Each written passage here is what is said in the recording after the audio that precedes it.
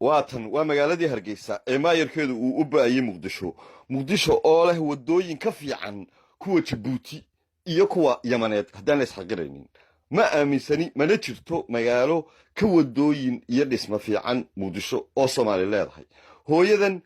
4 carruuray guriga kaga tagtay 3 ka mid ah daadkii baa la tegay xalay toole oo taamariya dhexdooda imika baaranaysa barooranaysa hooyadii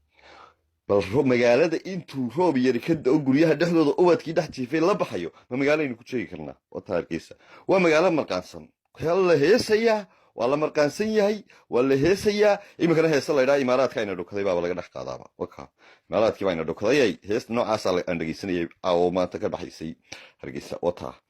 waa magaalo marqaansan 30 sano traffic iska raadsanaya wataa wadooyinkeedu waa intii yarayd ee siyaad barra dhisay 30 sano kadib hargeysa waddo ka dambeysay kuwii siyaad barro hal xaba ma jirto wataa itraaf baa loo dhaameel tegay wataa hargeysa wataa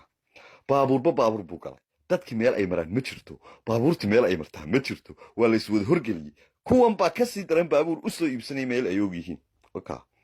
وكان يجي ترافيكا ده تاجن بيها ده ديستي حقوق وديري حقوق سكدري أبا أمورتنا يا حقوق مك بس كوديري يا حقوق ككلك إيمانا يا ما جبت تركي صوتا وكان ما يركيدنا بيصدق مقدشة شوكتاي ما حاب بيصدق مقدشة برنبرد مقدشة دانته برنبرد مقدشة شوكتاي دانته تاني بل إذا كنت عوضة عرورتي مالي ما جرتو مالي يضيعش مران ما بابور ومقالة معتسدة مقالة تي ودرنيت بوات وكان وبريسكي سياد بردسير كيسده لبدا داود حليلي جري وكا تاكسي waa dabaalanaya daadis hargeysa qofka rabo